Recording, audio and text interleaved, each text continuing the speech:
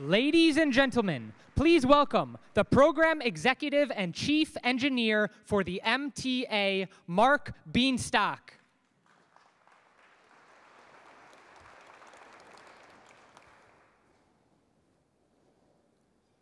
Good morning, everyone.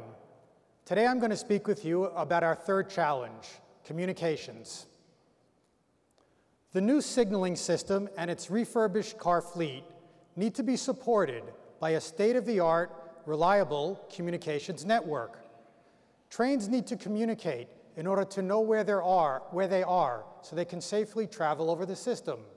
Trains also need to communicate both their location and status information to the rail control center so that necessary service adjustments can be made and issues addressed.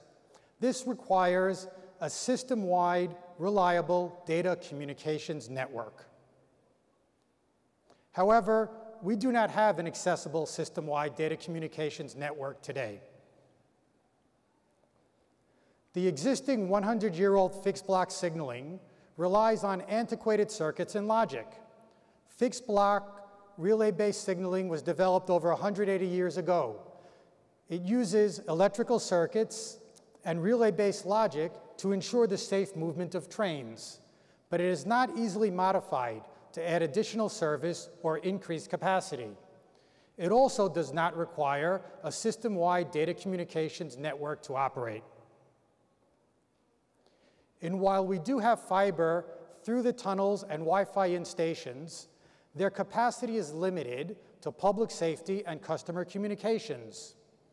We have an existing fiber optic-based communications network interconnecting all of our passenger stations and data centers, and local IP networks within our stations, supporting most of our customer-facing and operational systems.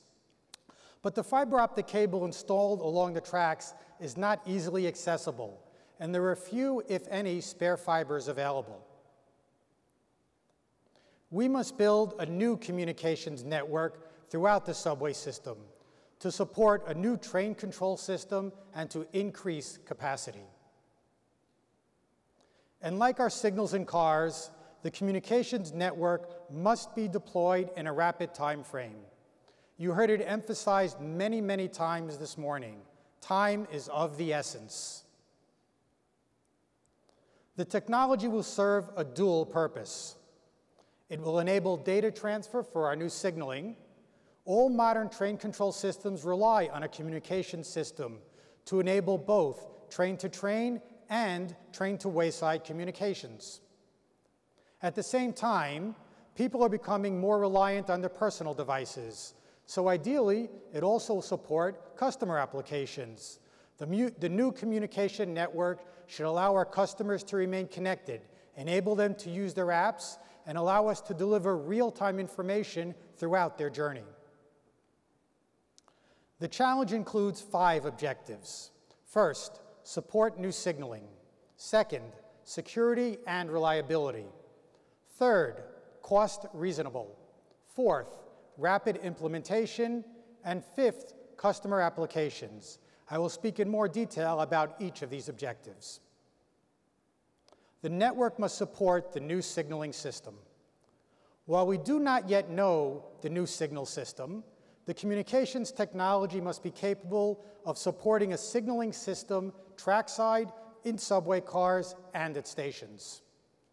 The solution can be wireless or hardwired and should be able to transfer encrypted data at a high data rate. Ideally, a wireless solution would use licensed dedicated FCC spectrum with no other interfering systems.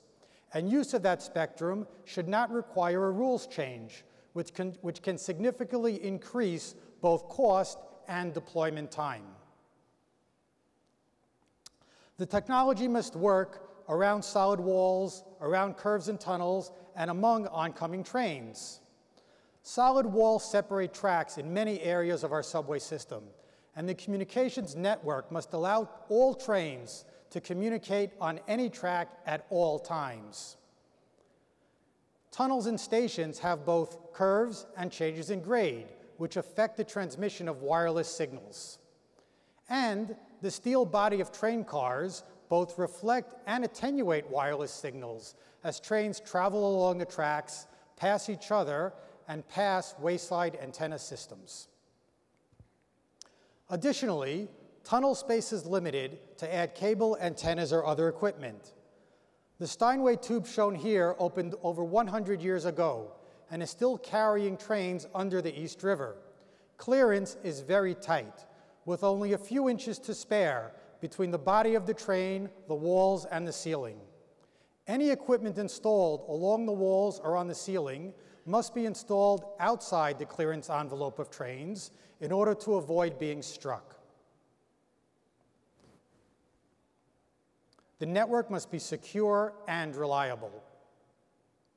Again, while we do not yet know the new signal system, your communications solution should be built with the highest security considerations, be engineered for zero downtime, and effectively manage interference in the subway environment. The solution should be designed and deployed utilizing the highest standards of network and data security. Equipment installed should be installed in vandal-proof secure enclosures to prevent unauthorized access. Redundant power, equipment, and data and communications paths should be implemented so that the system can operate or rapidly recover in the event of a component failure. And finally, the system must operate in our environment, where electromagnetic interference can be generated from many sources, including radios, lighting, and power systems. The system must be cost reasonable. Installation and maintenance of the communication system must be cost reasonable. Your solution should consider total life cycle costs. Maintenance of equipment should not require extensive track outages, which are very, very costly and significantly disrupt our customers' riding experience. The network should be rapidly implemented. Both deployment of the hardware throughout the tunnel and synchronization with the signaling technology must be completed in a rapid time frame. The communication system and the signaling system should be extensively tested in a laboratory environment and in the field prior to commissioning, and then both solutions, both systems, should be rapidly deployed. And finally, the system should support customer applications. Most newer modernized subway systems throughout the world provide customers with a connected experience throughout their entire journey, from airlines to bus systems to rail systems to transit systems. Customers have come to expect connectivity from origin to destination. We currently only have cellular and Wi-Fi connectivity in our underground stations, but not on the trains through the tunnels. This means that a cell phone call or a Wi-Fi session initiated in a station may become interrupted as the train exits the station and may need to be reinitiated or reestablished as the train enters the next station. We want to provide customers with a connected journey from their origin to their destination. It's both safe and convenient and provides a better customer experience. Your new communication system should provide that connectivity.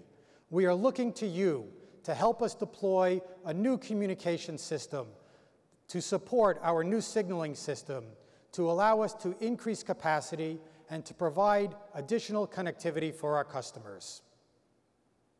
If you have any questions regarding communications, please look for any of these experts wearing green name tags following the program. Thank you.